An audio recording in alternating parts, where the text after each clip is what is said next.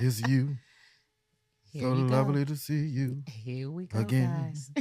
Hello, everybody. I'm D1 Boy Richardson, Executive Artistic Director here at the one and only Jubilee Theatre. And yes, this is episode 6, and we are back. Now, last week there was some some things happening where the cast Mm. took it upon the staff took it upon themselves to kidnap me and my co-host.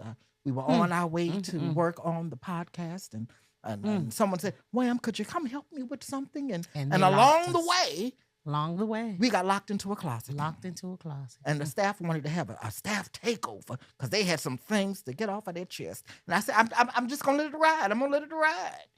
It happens that way sometimes. You got to let them just do what they got to do. Payback. But today, But today, we're backstage with Jubilee, and Yeah. I'm with my one and only co-host. Gal, tell them who you is. I is. No. Hey, everybody. It's your girl, Kenya, the box office extraordinaire. Come on. That is me, person with all the things in her fingertips here. And I am backstage with Wamvooey. And we're back. And I know y'all glad because last week was, we get it. We get They it. wanted to tell T. We get it. But it's all right. We back. Really?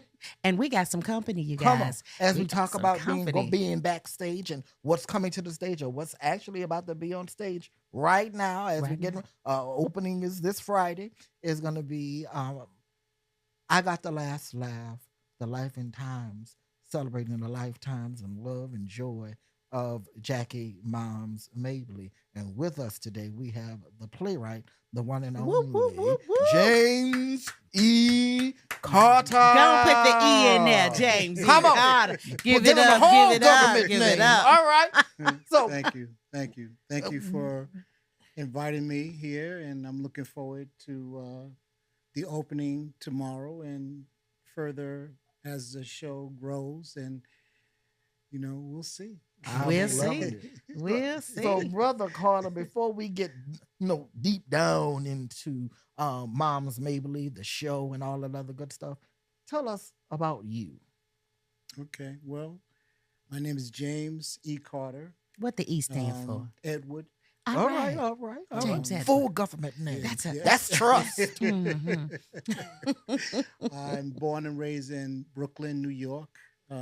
Started out at the Billie Holiday Theater out in Brooklyn as a set, costume, sound apprentice. Then I kind of grew into that. I was also an actor, so I've done commercials and voiceovers and TV and etc. And then I got hooked on Backstage, which I love better because I got tired of competing against the same actors Mm. back in the days, and Don't I just I know started getting more getting more into the behind the scene. Mhm.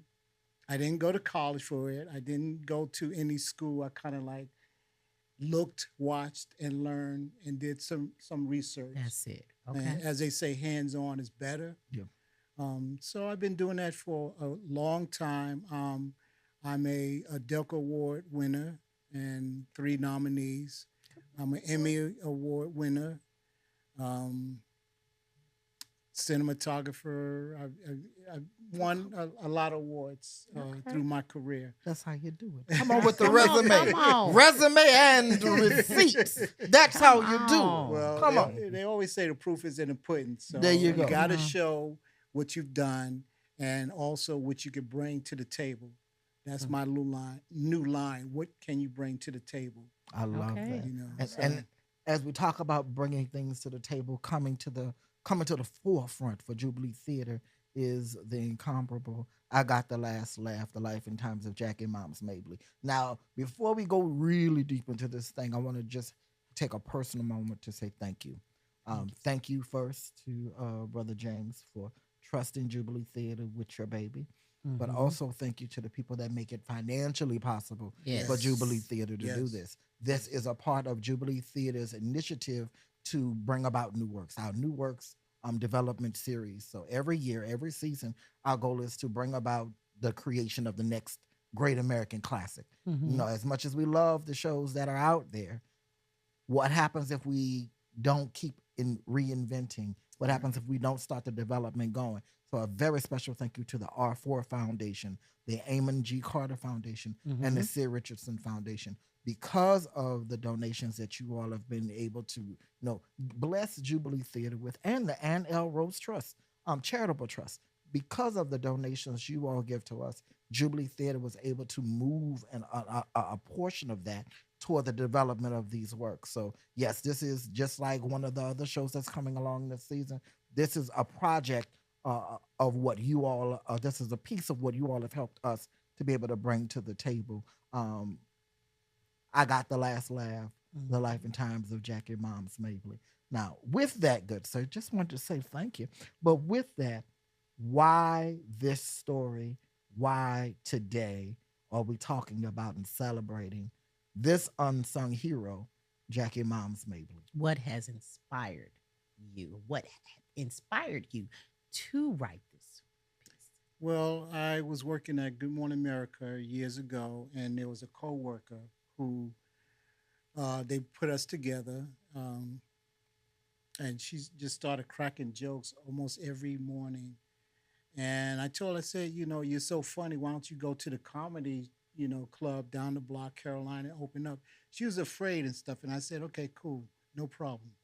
I started thinking about, hmm, Mom's Mabley.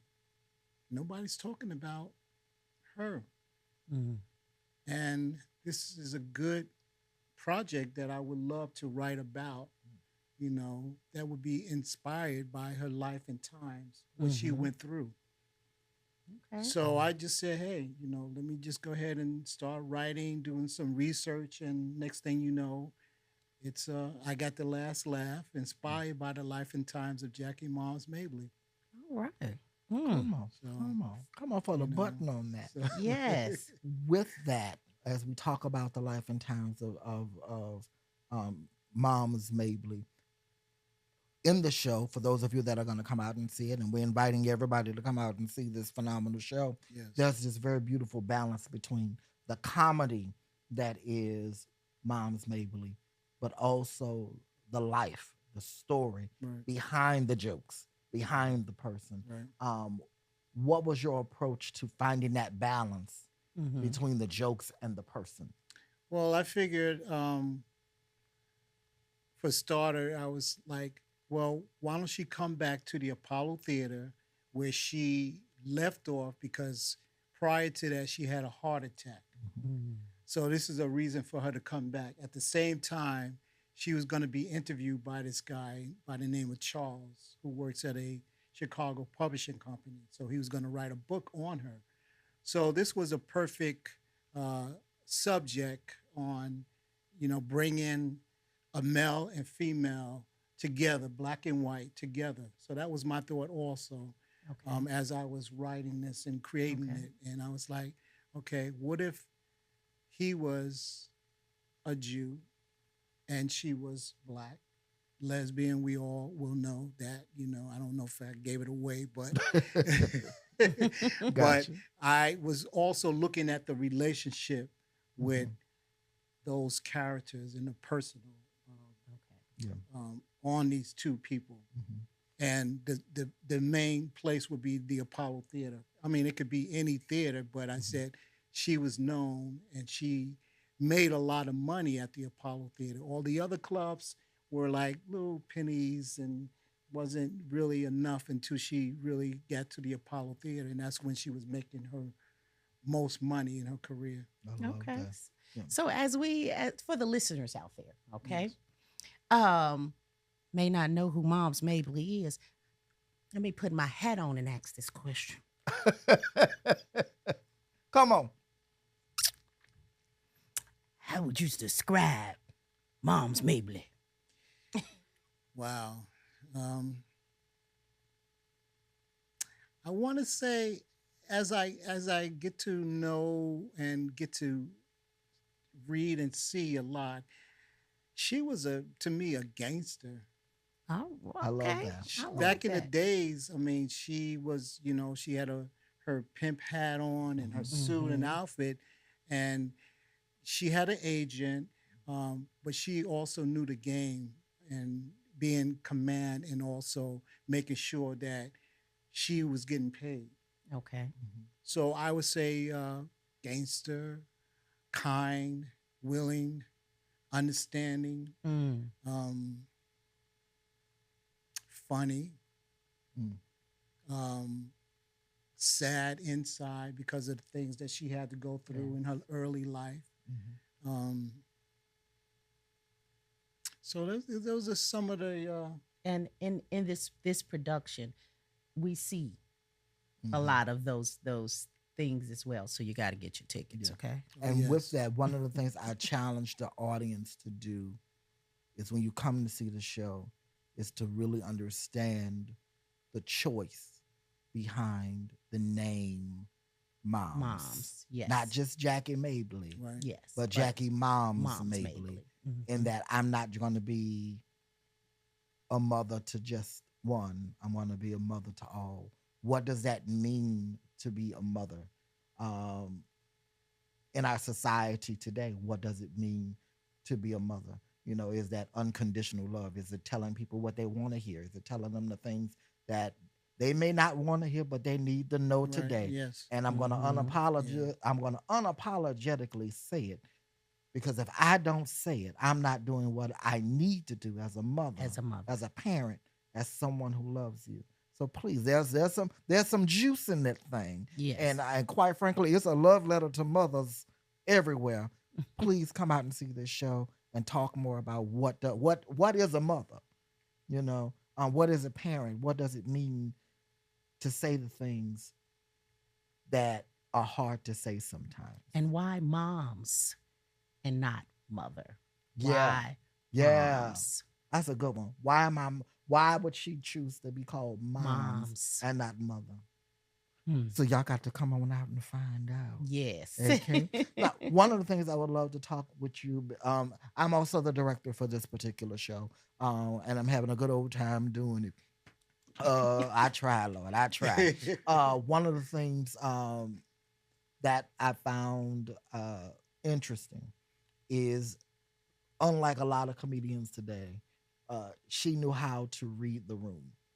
The idea that she had, quote, blue jokes and she had non-blue jokes. Right. She had jokes that were for the radio and jokes that were for Carnegie Hall. You know, what was your approach in helping to kind of craft the different styles of Mhm. jokes that she had, pending the room that she was in?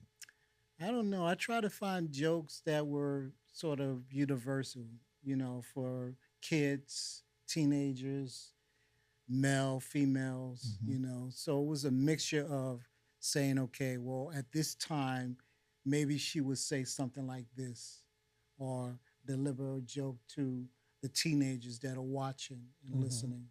So you have a variety of different jokes and different levels Right. of her Mm. life I love that. and also messages. Hmm. So they're not just so, hey, okay, there's Yeah, every joke has a message. that part. Mhm. And one of the lines that the great thing about being in rehearsal with actors is, you know, the understanding of text and the battling out of analysis and what are we trying to say with this and where are we trying to go with this, with the what is my motivation, you know, all that craziness that actors do make you want to scream sometimes. But one of the things that came up in rehearsal was, Moms has this section where she talks about the difference between being an entertainer and being an artist. Right. You know, what is your take on that? In general, with her or just You people? you pick. Well, I mean, I just before I came here, I was watching Sherry Shepherd and Cat William was on there. He Mhm. was Mhm. talking about XYZ such and such. Um, he's a good comedian. Eddie Murphy is a good comedian. Mhm. He's an actor as well. I mean, Mhm. I think the difference is like someone like, I don't know if I should say the names, but there's a big difference than performing Yes. Mhm. and acting. Mm-hmm. Yeah. Mm. and acting, performing Yes. the jokes. Yeah. Mhm. Yeah. One of them is aimed for the laugh. Right. The other one is aimed for the thought Yes. or the after effect After effect. of, oh, Mhm. why am I laughing Yes. at this? Yes. The number of times you see a really great comedian and you just, you bust in the side laughing. And Mhm. then about, 30 seconds and you ask, why am I laughing at Yeah. this? Yeah. You Mhm. know? And how does it push the envelope? And I think this is such an important time for us to tell the story Yes. of Jackie Mom's Mabel. And when we just look at what's happening in the world, Yep. we had a major talent that, basically just got canceled. It's, the notion of the infringement on the First Amendment, the ability for us all to, to freely say the things and speak our own individual truth, not with the hope and goal of hurting others, but to speak up from a place of truth, to speak to a place from a place of power and understanding, Mhm. what comes along with, the responsibility of exercising the First Amendment.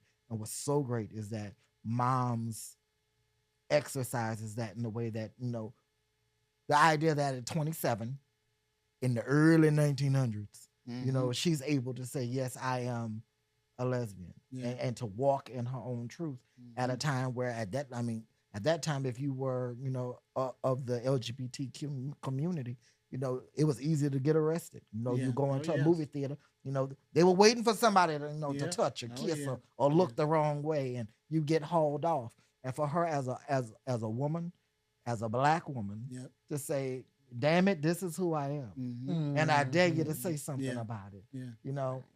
There's power to that. And Yeah. so I thank you so much for, you know, helping us to bring this to light at this time in the world. Because I think that there is a generation that is rising up Mhm. that wants to speak out loud, but may not always have the best venue, may not have the best platform, Right. may not have the best words, and may not know how to read the room that they're in to Mm. get the effect that they are going for. Right. And what you did in the show is you allowed us to see moms in various places.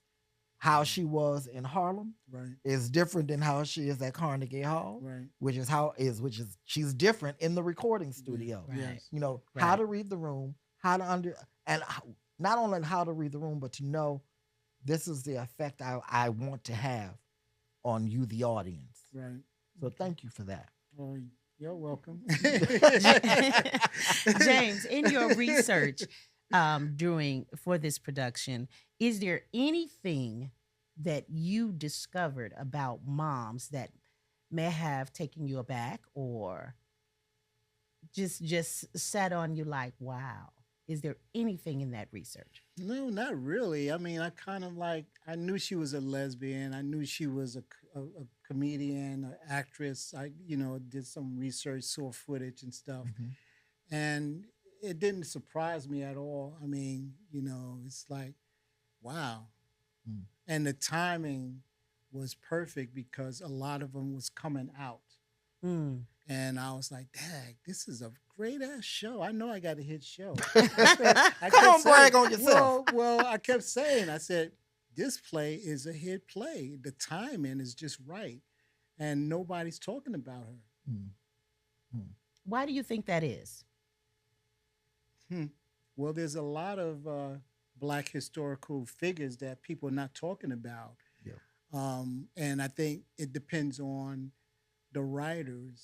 Will eventually, some will do that research and say, hey, I want to write about the first Black cowboy, Yes. Mhm. or I want to write about the first Black.